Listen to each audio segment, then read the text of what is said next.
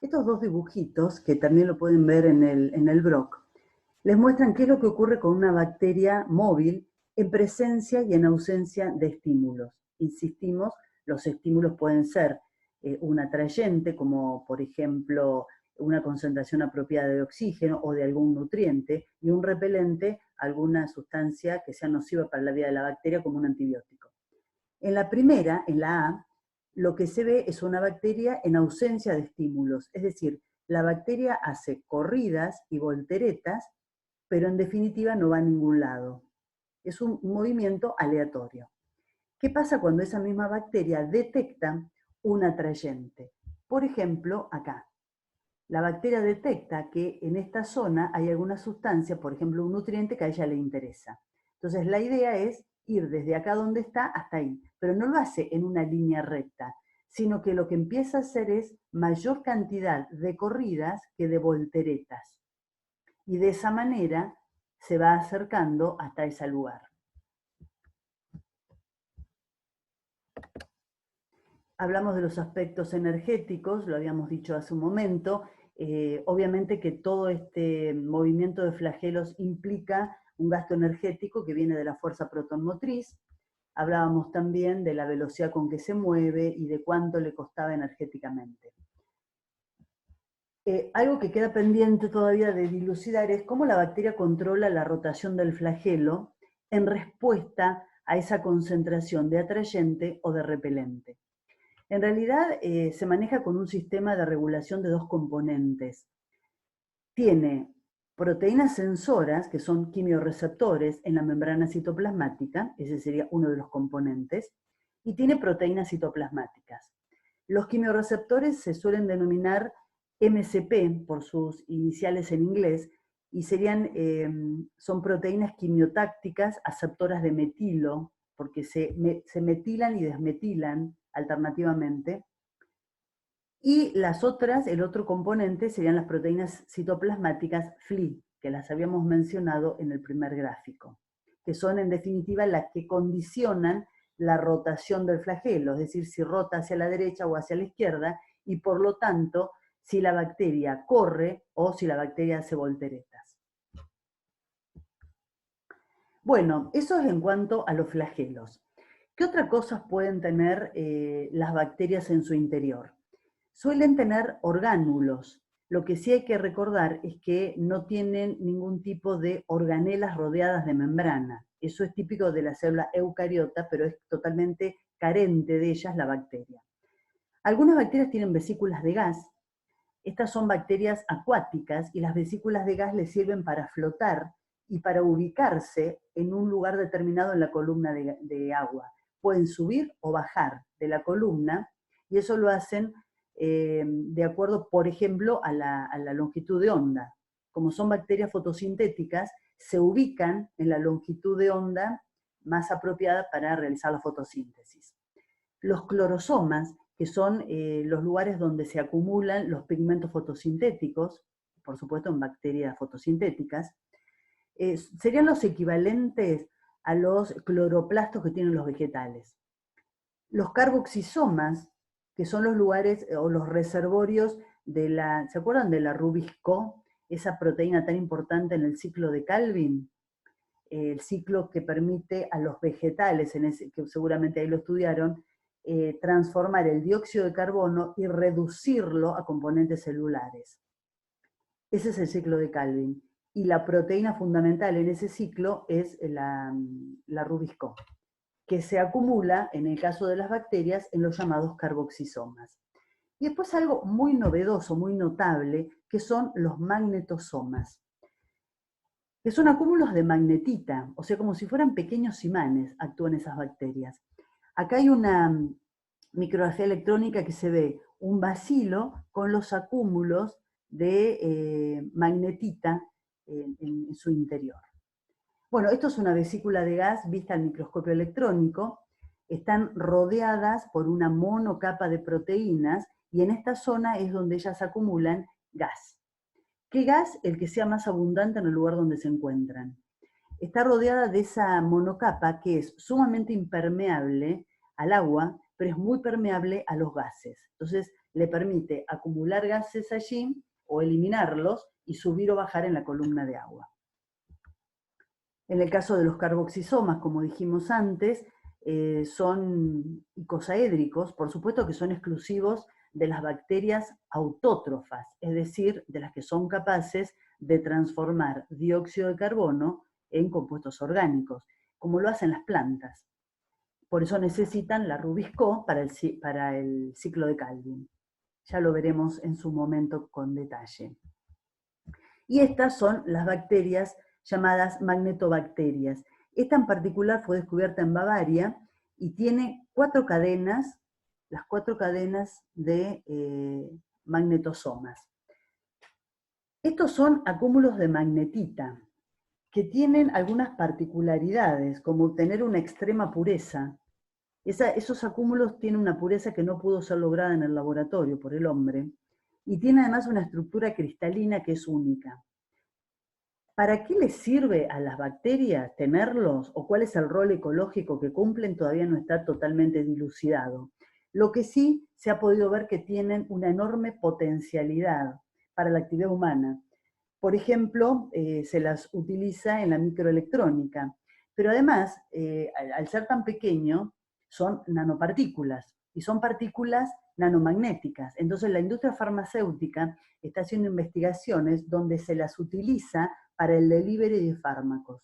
Por ejemplo, para un tratamiento oncológico, se une el fármaco a estas partículas y se las guía hasta el lugar, es decir, un tumor, por ejemplo. Digamos, tiene bastante potencialidad desde ese punto de vista. Otra cosa que las bacterias pueden tener en su citoplasma son acúmulos de sustancias de reserva. Es decir, que cuando están creciendo en abundancia de nutrientes, suelen guardar para épocas más complicadas y de carencias. Pueden reservarlos en forma de almidón o glucógeno, en el caso de que acumulen polisacáridos. Pueden acumular lípidos, esto generalmente lo hacen como beta hidroxibutírico. Pueden acumular polifosfatos, son los que generalmente se llaman gránulos de volutina o metacromáticos. Se los llama así porque cuando se los tiñe con azul de metileno cambian de color y de esa manera se pueden ver. Y en otros casos acumulan gránulos de sulfuro. Hay bacterias que son llamadas bacterias del azufre, sobre las cuales también vamos a charlar en algún momento, que utilizan como fuente de energía compuestos reducidos del azufre, o sea, compuestos inorgánicos. Y bueno, ellas suelen acumular azufre elemental en su citoplasma. En cualquiera de estos casos, lo importante para la bacteria es acumular, pero de una forma que sea osmóticamente inerte, es decir, que esa acumulación intracelular no perjudique la presión osmótica, su presión osmótica, y le traiga problemas en definitiva. Y luego, cuando lo necesita, lo pasan a formas metabólicamente activas y los utilizan como fuente de carbono o energía. Hay otras estructuras que pueden tener algunas bacterias por fuera de la pared celular, como por ejemplo las fimbrias, o también llamados pelos. No confundir con los flagelos. Justamente les puse esa micrografía electrónica porque esta bacteria tiene flagelos, que son pocos y largos, y tiene fimbrias muy numerosas y más cortas. Son proteicas también, pero en este caso la proteína es la pilina. ¿Para qué les sirve la pilina a estas bacterias? Para adherirse a las superficies. ¿Se acuerdan que cuando hablamos hace un momento de cápsula, decíamos que una de las funciones que cumple es la de adherir o permitir a la bacteria adherirse a las células hospedadoras y de esa manera poder comenzar con la infección? Pero decíamos que no todas las bacterias eran capaces de sintetizar una cápsula. Entonces, otra alternativa, no la única, pero otra alternativa, es sintetizar fimbrias. Hay bacterias que sintetizan la fimbria y esto le permite adherirse. En realidad, no es la pilina la que le permite la adhesión, sino que en el extremo más distal de este pelo, digamos en la punta, para que se entienda, del pelo, hay una glucoproteína que tiene una gran afinidad a las cadenas laterales de polisacáridos de la membrana citoplasmática de la célula hospedadora. Entonces, ella se une firmemente y permite de esta manera evitar que las barreras anatómicas las eliminen. Por eso se considera un factor de virulencia.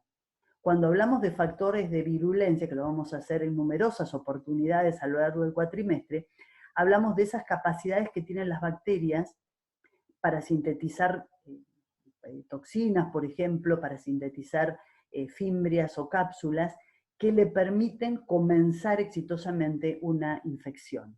Son factores de virulencia. Acá hay algunos ejemplos de adhesinas.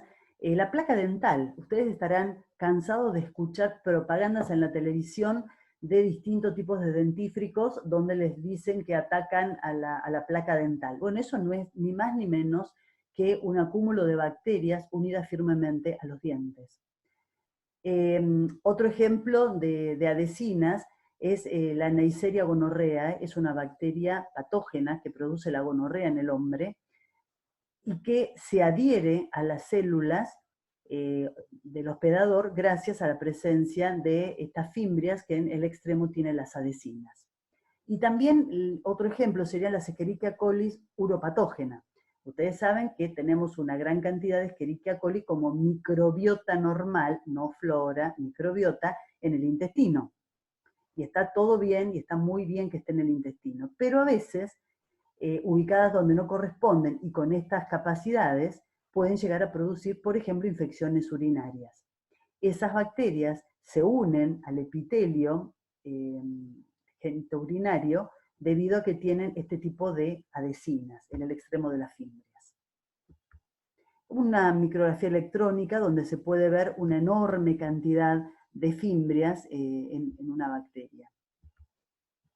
Bueno, y por último, y para ir terminando la clase de hoy, los pelos o pilis, pero también se llaman pelos sexuales. Una micrografía electrónica que aparece acá, aparece en todos los libros de microbiología, de hecho en el blog la van a encontrar. Y es una micrografía muy antigua, pero cuando la sacaron, pensaron que habían descubierto reproducción sexual en las bacterias. Rápidamente se dieron cuenta que esto no es así, y que lo que mantiene unidas estas dos bacterias es lo que se llama pelo F, o a veces llamado pelo sexual, y que permite el intercambio genético entre ellas, a través de un proceso que ya vamos a ver también, que se llama conjugación. Lo que hace este pelo solamente es mantener unidas a las dos células para que puedan intercambiar material genético. Bueno, chicos, por hoy es todo. Tienen creo que bastante material para empezar a leer. Les pido que lo vayan leyendo de a poco. Vamos a tener consultas y está bueno que puedan aprovecharla haciendo algún tipo de preguntas. Bueno, nos seguimos viendo, como les pongo acá, el miércoles que viene.